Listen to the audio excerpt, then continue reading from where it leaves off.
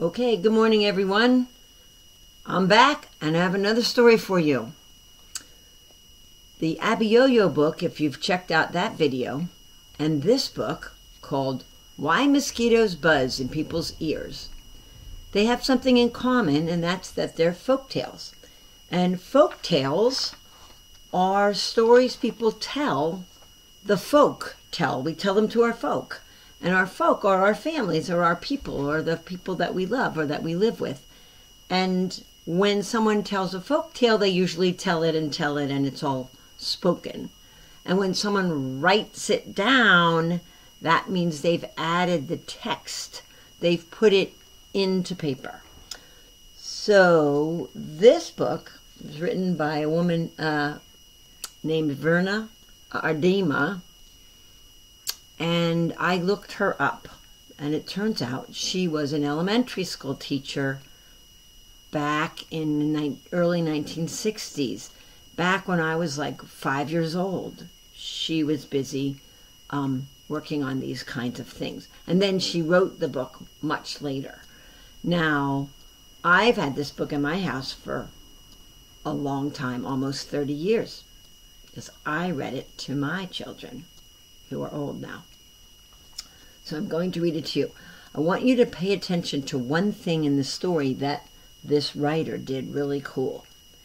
She took sound words for each animal, and they each have a sound about either how they move or some way they grunt. So I'll try to make that really clear. It's a very interesting way to write. All right, why mosquitoes buzz in people's ears?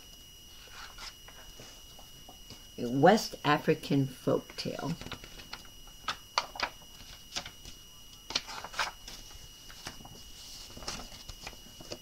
Look at that iguana.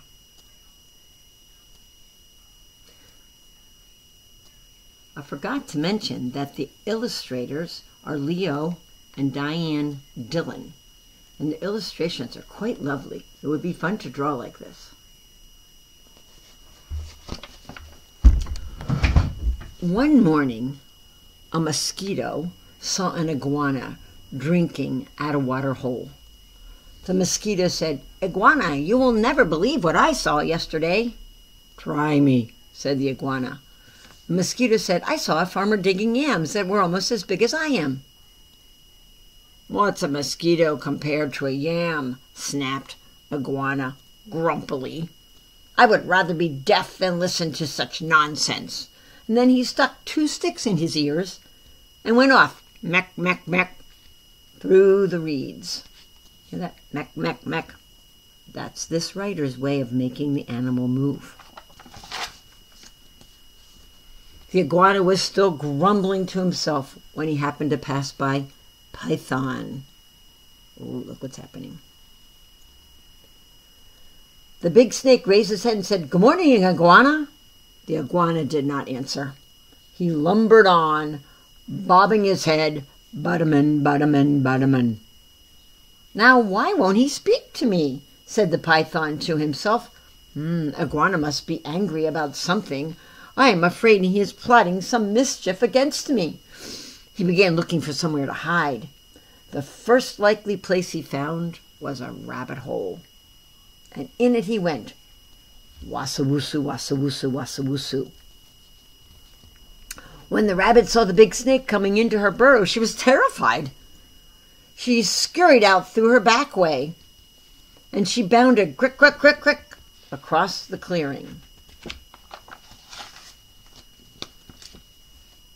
Oh my, a crow saw the rabbit running for her life. He flew into the forest, crying, "Caw, caw, caw!" It was his duty to spread the alarm in case of danger. A monkey heard the crow. He was sure that some dangerous beast was prowling near.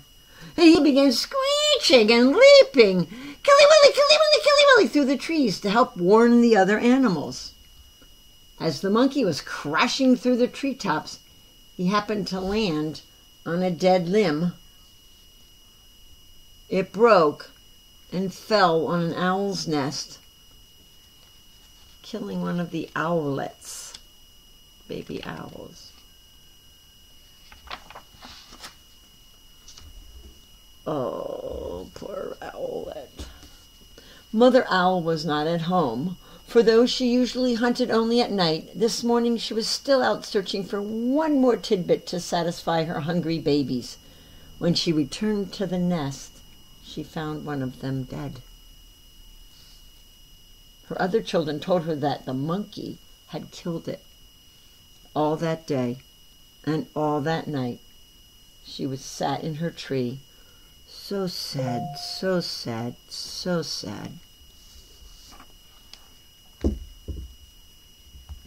Now it was Mother Owl who woke the sun each day so that the dawn would come. But this time, when she should have hooted for the sun, she did not do it. The night grew longer and longer, and the animals of the forest knew it was lasting much too long. They feared that the sun would never come back. At last, King Lion called a meeting of the animals, and they came and they sat down, pum, pum, pum, around a council fire. Mother Owl did not come, so the antelope was sent to get her. When she arrived, King Lion asked Mother Owl, "Why have you not called the sun? The night has lasted long, long, long, and everyone is worried." Mother Owl said, "Monkey killed one of my owlets.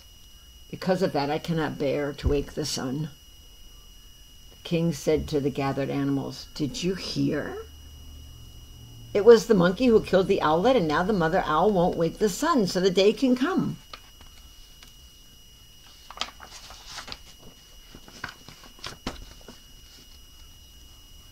Then King Lion called the monkey, and he came before him, nervously glancing from side to side. Tim, Tim, Tim, Tim.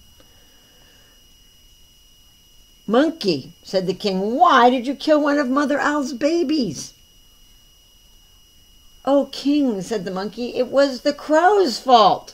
He was calling and calling to warn us of a danger, and I went leaping through the trees to help, and a limb broke under me, and then it fell on one of the babies."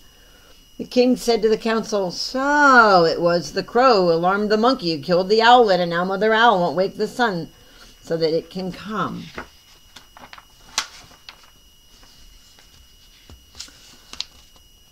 Then the king called for the crow. That big bird came flapping up. He said, "King Lion, it was the rabbit's fault. I saw her running for her life in the daytime. Wasn't that enough reason for me to spread an alarm?"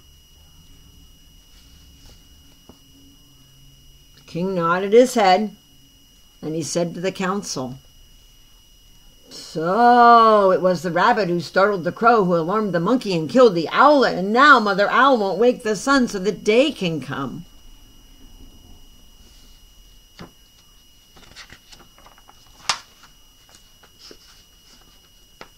Check out these animals. Ooh, snake. The king called the rabbit. The timid little creature stood before him, trembling paw drawn up uncertainly. "Rabbit," cried the king, "why did you break a law of nature and go running into the daytime?" "Oh, king," said the rabbit, "it was the python's fault. I was in my house minding my own business when that big snake came in and chased me out." The king said to the council, "So it was the python who scared the rabbit, who startled the crow, who alarmed the monkey, who killed the owlet, and now Mother Owl won't wake the sun and so that the day can come."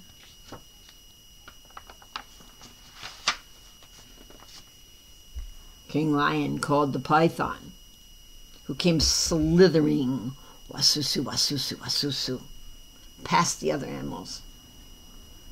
"What, king?" he cried. "It was the iguana's fault. He wouldn't speak to me. I thought he was plotting something mischief against me, and when I crawled into the rabbit's hole, I was only trying to hide." And the king said to the council, "So it was the iguana who frightened the python, who scared the rabbit, who startled the crow, who alarmed the monkey and killed the owlet. And now Mother Owl won't wake the sun so the day can come.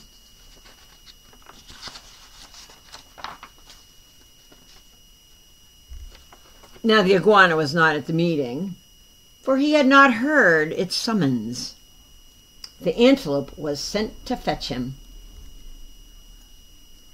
Why do they always send the antelope to fetch people? Think about that. What do you know about an antelope? All the animals laughed when they saw the iguana coming, butterman, with his stick still stuck in his ears. King Lion pulled out the sticks. Pump, pump, pump.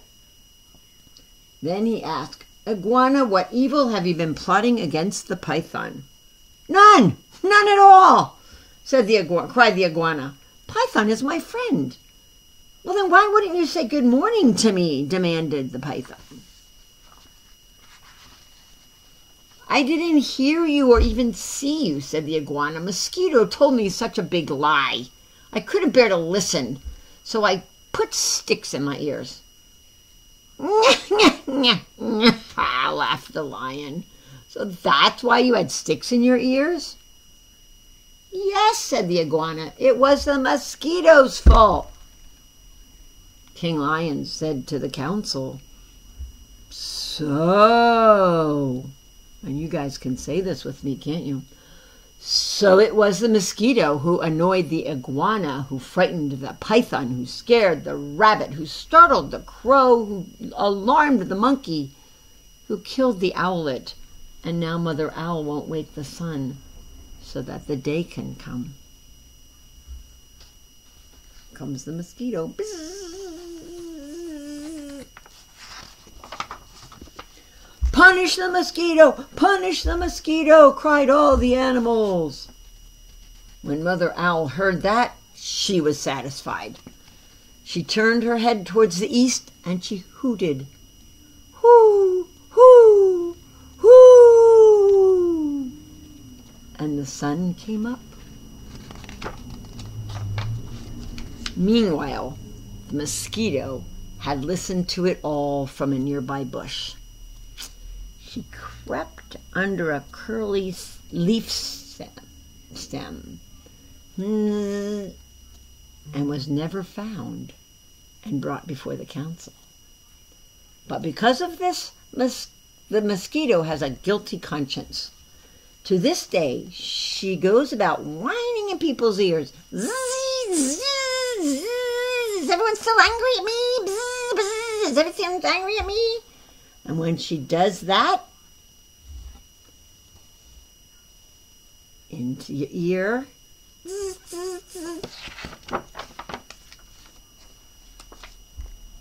pow, whack.